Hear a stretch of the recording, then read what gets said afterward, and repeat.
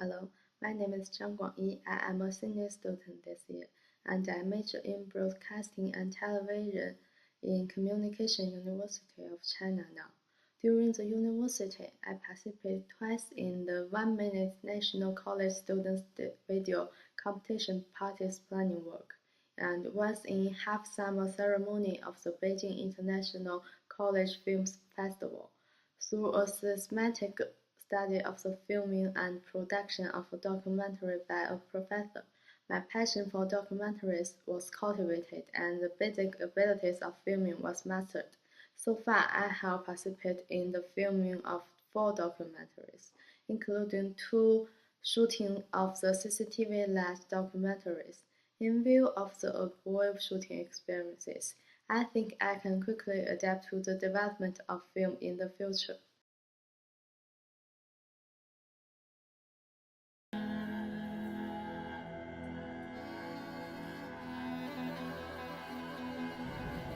走在北京的路上，我的身子缩小成马羽，心却拔高自己的视线，摄入一切如画的面。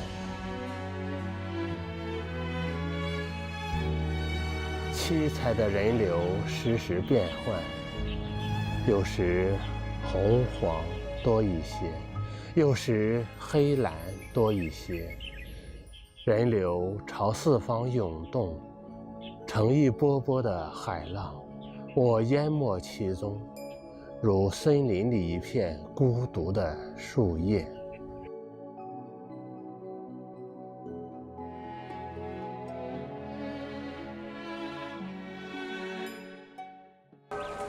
北京站公安部门加强安检查微限速放行，请您不要拥挤，主动出示车票和本人身份证件，按顺序排队验票进站。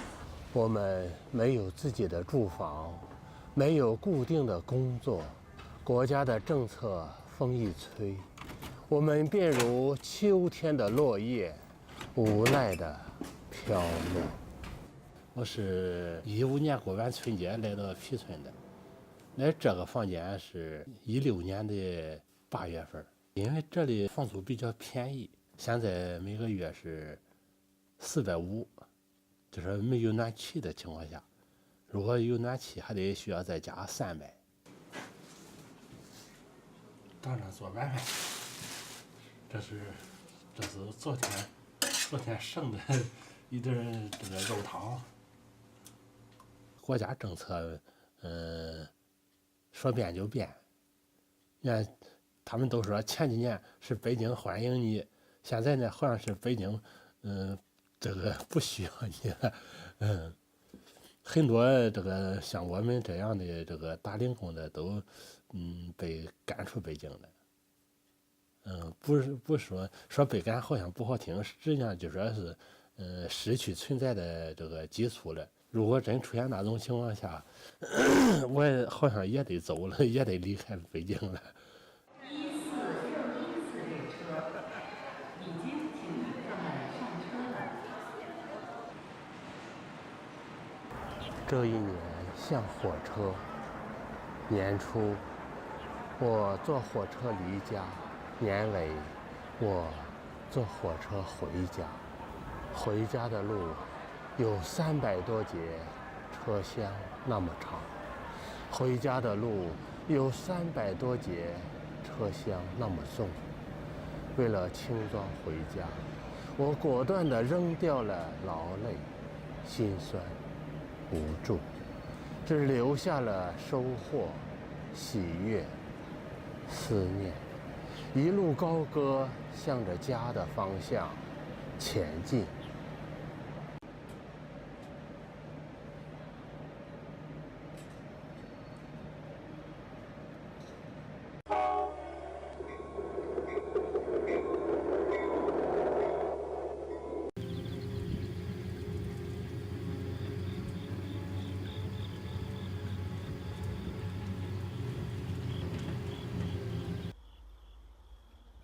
我走在秋收后的田野上，平展展的宽阔和辽远，把我的目光拉长。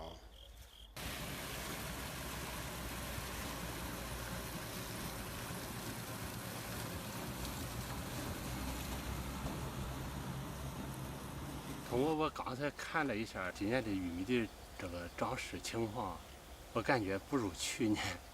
今年好像这个虫子比较厉害，有好多这个玉米都被虫子咬过了。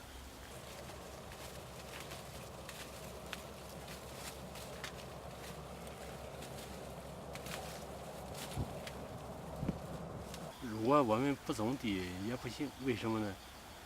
在外面打工是临时的，尤其像我吧，这就眼看50岁了，好多这个工厂，不愿意用我们了，感觉我们年龄大了，怕出意外。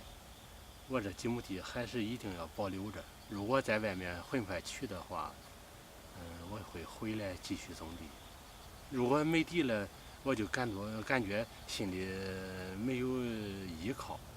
到时候我没处去，如果是老家没地，我还回老家做什么呢？是吧？老家这个也没地，这个房，现在也缺钱了，也可以允许卖了。如果我老家连房连地都没有了，我也就是成了这个好像是，漂泊的这个蒲公英吧，居无定所了，到那时候就。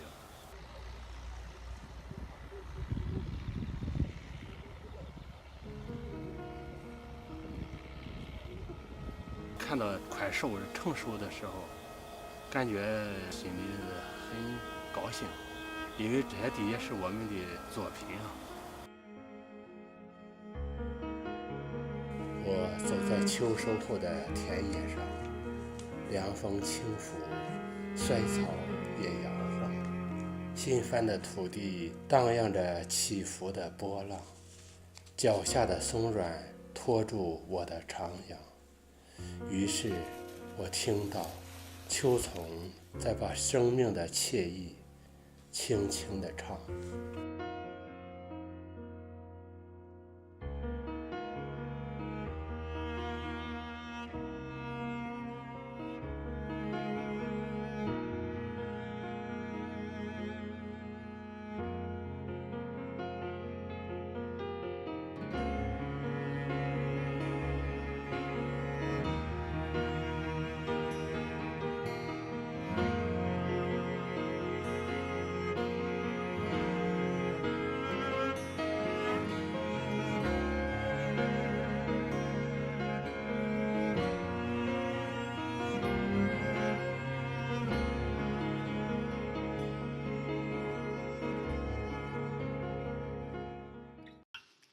The leading character of my short documentary is a migrant worker, but he is also a poet.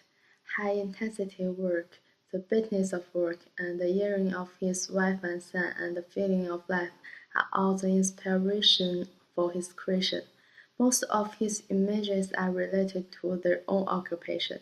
However, the power from the original can hurt people's heart. What kind of life is there, and what kind of poetry is there? Every poem of his words was like a nail in your heart, and it was branded in the present time of China. In the process of shooting him, I adopted the following shooting technique, beginning with the busy and empty scenes of some cities, and the first perspective of the character to tell the environment of his living life, which contrasts with their identity. The scene of Gore's work in Shanghai is the beginning of the story. It tells about a series of stories of his daily life and the feelings about the society. The film also shows my thinking about this group. Then, with the voice of Gore reading his poetry, the imagery of his rich and multifaceted poets was portrayed by an object angle. Finally, I ended up with the scenes of the bustling cities and the groups of migrant workers, and echoed the beginning of the formation and sublimated the theme. And I want to take a documentary on mentally ill patients. What is the world like? The God says, here is the battlefield between heaven and hell. Philosophy says, here is an infinite dialectical mist. And the physics says, here is a grand gate of the basic particles. The humanity says, here is existence. And the history says, here is the accumulation of time. All the explanations are here. So the world has countless faces and irregular bodies. Ordinary people usually look at things from outside, while mental patients directly drill into things and look from inside to outside. These mental patients may be gifted or crazy. You think he is a genius, he is a genius. And you think he is crazy, he is a madman. The second one is that I want to recall the state of the dying patient. Often they have been suffering a very long time of pain, but most of them do not have time to say goodbye to their loved ones because of the modern medical system. A hospital expert in the United States believes that the mental pain of a person before death is greater than that of physical pain. When the patient enters the dying age, it begins to be a period of psychological denial. At this time, the patient often does not recognize the severity of his illness, denies that he has been terminally ill, and he always hopes to have a miracle of treatment in order to save the death. When the patient knew that the illness was not saved, he was entered the stage of fear of death. He was frightened, irritable, and furious. When a patient is convinced that the death is inevitable and instantaneous, the patient is waiting for death to come to the reception period. Generally speaking, the needs of dying people can be divided into three levels. The first is to preserve life, the second is to relieve pain, and the third is to die without pain. Therefore, when death is unavoidable, the greatest need of the patient are peace, avoidance of punishment accompanied by relatives, spiritual comfort, and consolation. The need for beauty, such as flowers, music, or some special needs, such as writing a will, seeing the most desired person.